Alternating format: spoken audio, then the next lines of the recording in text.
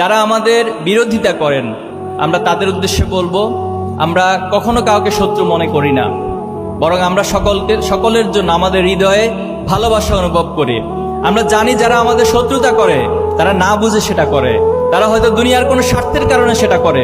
আমরা তাদের প্রতি বিনীত অনুরোধ করব, আপনারা আপনাদের বিবেক দিয়ে ইসলামী ছাত্র শিবিরকে বিবেচনা করবেন এবং আমরা তাদের জন্য দোয়া করব, আল্লাহ যেন তাদেরকে বুঝার তৌফিক দান করে। আমি আমার সদস্য ভাইয়েরা সহ সকল জনশক্তিদের উদ্দেশ্যে বলবো, কখনো কারোর প্রতি কেউ যদি আমাদের প্রতি বিদ্বেষ পোষণ করে আমরা তাদের প্রতি বিদ্বেষ পোষণ করব না, বরং আমরা আমাদের উদার হৃদয় দিয়ে, আমাদের চারিত্রিক মাধুর্যতা দিয়ে আমরা তাদের হৃদয়গুলোকে জয় করে নেওয়ার যে মিশন, সে মিশন আমরা অব্যাহত রাখবো ইনশাআল্লাহ। আমরা বিশ্বাস করি যে অমায়িক আচরণ দিয়ে পৃথিবীর সবকিছুকে জয় করা যায় এবং আমরা কারো জন্য কখনো আমাদের দাওয়াতি কার্যক্রমকে ব্লক করে দিব না, বরং সবার জন্য আমাদের মেসেজগুলো, আমাদের কথাগুলো যেন দাওয়াতি উপকরণ হয়, দাওয়াতি মাধ্যম হয়, আমরা সেভাবে করে সবার সাথে কথা বলার চেষ্টা করব। নিঃসন্দেহে আপনারা জানেন যে খালিদ বিন ওয়ালিদ রাদিয়াল্লাহু তাআলা আনহু তিনি উহুদ যুদ্ধে মুসলমানদের বিপর্যয়ের অন্যতম নায়ক ছিলেন, কিন্তু সেই খালিদ বিন ওয়ালিদ রাদিয়াল্লাহু তাআলা আনহু একটা পর্যায়ে ইসলাম গ্রহণ করেছিলেন। তিনি আল্লাহ রাসূলুল্লাহ সাল্লাল্লাহু আলাইহি ওয়াসাল্লামের পক্ষে, ইসলামের পক্ষে অনেক জিহাদের ময়দানে ভূমিকা রেখেছেন এবং বিজয় হয়েছিলেন। ওমর রাদিয়াল্লাহু তাআলা তিনি আল্লাহ রাসূলুল্লাহ সাল্লাল্লাহু আলাইহি ওয়াসাল্লামকে হত্যা করার উদ্দেশ্যে বাড়ি থেকে বের হয়েছিলেন, কিন্তু আল্লাহ তাআলা ওমর রাদিয়াল্লাহু তাআলা আনহুর মনকে পরিবর্তন করে দিয়েছেন।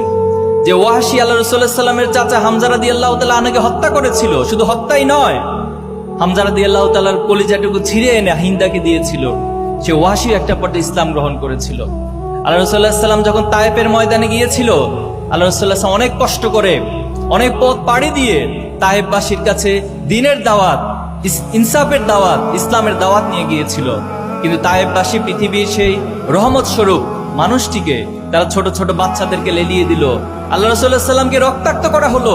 তখন জিবরাইল আমিন তিনি আল্লাহ রাসূলুল্লাহ সাল্লাল্লাহু আলাইহি ওয়াসাল্লাম অনুমতি চাইলেন যে তায়েফবাসী আপনাকে এইভাবে রক্তাক্ত করেছে, আপনি শুধু আমাদেরকে অনুমতি দেন, আমরা আল্লাহ তাআলার পক্ষ থেকে এই মুহূর্তে পাহাড় দিয়ে পুরো তায়েফবাসীকে দোষিয়ে দিব।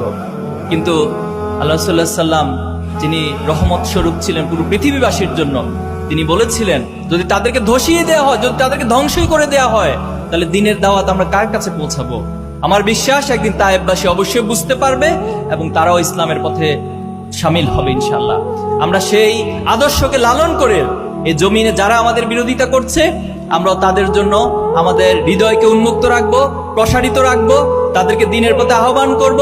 আমরা আমাদের চারিত্রিক মাধুর্যতা দিয়ে তাদেরকেও দ্বীনের পথে ইনশাআল্লাহ নিয়ে আসবো। আল্লাহ তাদেরকে কবুল করুন, আমিন।